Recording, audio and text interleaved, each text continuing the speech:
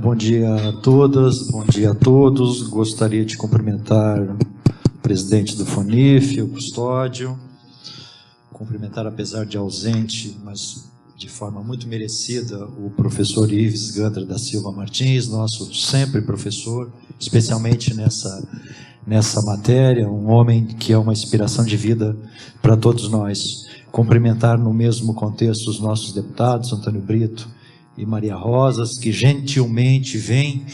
num evento como esses para sentir a voz de suas bases e certamente vão levar esse eco no parlamento, onde exercem as suas atividades com bastante galhardia em benefício de todos, mas especialmente daquela parcela da população que mais precisa de oportunidade nesse país. Gostaria de cumprimentar no mesmo contexto o Edson Rogatti, o Paulo Fossati, o nosso amigo Ricardo Monello, a força da voz de vocês, a representatividade de vocês é muito importante para o segmento do terceiro setor. E cumprimentar e homenagear todos os senhores e todas as senhoras que reputam importante e de uma importância, a meu ver, superlativa, que a sociedade civil organizada, que o governo disponham de tempo para debater temas que são palpitantes, que são de interesse do cenário nacional e, como tenho afirmado, às vezes de uma forma até cansativa, que são de importância porque impactam aqueles que precisam de nós. E eu acho que nós temos que ser gratos a isso, porque ter a condição de vida, de poder ajudar os outros e não necessariamente ser ajudados, a meu ver, isso é uma graça divina e a gente tem que sempre colocar isso na frente em termos de uma oportunidade cotidiana e permanente de agradecer sempre essa condição especial que a gente, todos nós aqui, felizmente, temos. Eu fui encarregado de fazer uma síntese da fala de todos, me parece que foram todas palestras extremamente brilhantes, que eu fico muito tranquilo, porque eu acho que até desnecessária a minha fala. Mas gostaria de, nesse contexto, e tentar cumprir o encargo a mim atribuído, colocar também um testemunho meu,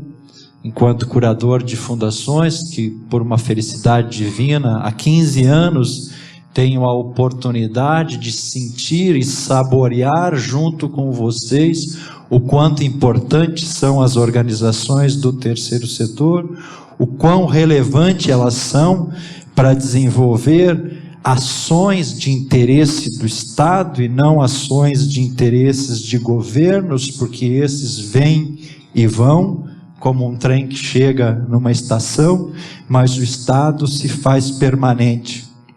E o terceiro setor faz, de fato, ações de interesse do Estado, ações de interesse de todos. E se nós tivermos presente a noção de que algumas atribuições, algumas atividades são exclusivas do Estado, muitas outras são não exclusivas. E é nesse contexto que se abre a oportunidade de ações complementares de interesse do Estado que podem ser executadas por alianças intersetoriais, administração pública, mercado e terceiro setor, enquanto sociedade civil organizada, que todos nós, direta ou indiretamente, temos algum tipo de ligação com essas atividades de interesse social. E é nesse contexto, nas ações de Estado, e friso bem isso, não exclusivas da administração pública, que se colocam com uma importância grande as atividades de assistência social em sentido estrito, de educação e de saúde, porque elas são desenvolvidas pela administração pública. Mas quando o terceiro setor traz para si o exercício de uma parcela dessas atividades, não por boatos, mas por pesquisas científicas que foram retratadas pelo FONIF, o terceiro setor faz bem, faz melhor e faz mais barato. E isso não pode ficar à revelia das pessoas que estão numa agenda nacional que vai impactar diretamente o exercício dessas atividades que são colocadas à disposição especialmente daquela população brasileira que precisa. E é nesse contexto que às vezes eu me pergunto, hoje a imunidade tributária, ela é regulada pelo Código Tributário Nacional, que tem status de lei complementar. O Supremo Tribunal Federal deixou já muito claro que a regulamentação da imunidade tributária há de se dar por lei complementar. E nós já temos essa lei complementar. O Código Tributário Nacional regula como a imunidade deve ser usufruída. Não enquanto um ato constitutivo da administração pública, mas um ato declaratório da própria Constituição Federal, que as organizações vão dizer publicamente: eu me enquadro nessas condições. Eu exerço atividade de assistência em sentido estrito, de educação ou de saúde, e eu atendo aos requisitos do Código Tributário Nacional, que tem status de lei complementar, assim dito pelo Supremo Tribunal Federal. Ou seja, eu aplico o meu patrimônio no território nacional, eu não faço a distribuição do meu patrimônio para os dirigentes e outras pessoas, e eu tenho uma contabilidade rígida. Nesse contexto, se essas organizações que desenvolvem atividades de interesse público, em complemento àquilo que é uma obrigação da administração pública, que fazem bem, que fazem melhor e que fazem mais barato, que não distribui o patrimônio entre seus sócios ou os acionistas, porque não tem essa condição na estrutura, se são executadas em organizações sem fins lucrativos e de finalidade social, qual é a outra contrapartida que essa organização deve dar? O que ela faz, ela coloca em benefício da sociedade. O que ela coloca em benefício da sociedade, ela faz em complemento àquilo que tem a obrigação, o Estado, de fazer.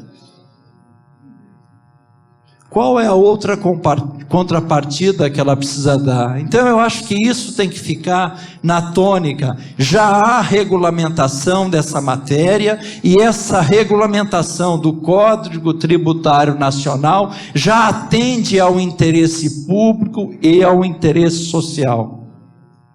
Agora, se o parlamento, que é quem tem o poder, dever de dar a resposta da sociedade para essa questão,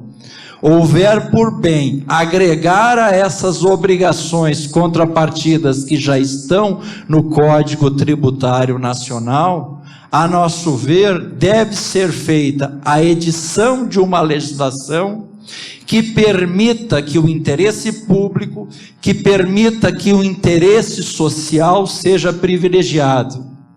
e não a arrecadação dos cofres, que são necessários que estejam saudáveis, mas eu acho que não deve ser retirando da saúde, da educação e da assistência social daquele que não pode pagar. Eu acho que é esse o contexto, é esse o viés que deve ser encaminhada a tramitação dos projetos que vão retratar uma regulamentação nessa questão, não com um viés econômico, mas com um viés social, de maneira que, a meu ver, o espaço mais adequado para essa discussão é não numa reforma tributária, onde o viés econômico ele vai certamente sobressair, mas retratando isso, discutindo isso, onde nós vamos discutir a assistência social no país, onde nós vamos discutir quais os benefícios, quais as garantias, quais as prerrogativas e quais as obrigações que deverão atender às organizações que não são de finalidade lucrativa, não tem sócio ou acionista para distribuir o seu patrimônio, que aplica toda a sua atividade no cenário nacional e que tem, evidentemente, que uma contabilidade rígida para deixar cristalino e transparente que ela age em consonância com essas conformidades. Eu acho que poderia, com uma exposição nesse sentido, eu acho que eu retrato fielmente o pensamento de todas as pessoas que me antecederam, com uma maestria fenomenal, mas que eu acho que, em síntese, dizem isso. O que nós temos que pensar hoje é no social, nessa questão, e não a questão econômica, porque para essa, a administração pública, o governo, certamente terá muitos outros canais para viabilizar soluções, sem impactar aquele que precisa, e muitas vezes ele depende exclusivamente das organizações da sociedade civil. E eu termino finalizando: das organizações da sociedade civil, não das ONGs. Faz muito tempo que nós não somos ONGs, desvirtuadas. Hoje o terceiro setor é composto de OSCs que representam a sociedade brasileira de uma forma organizada. Muito obrigado.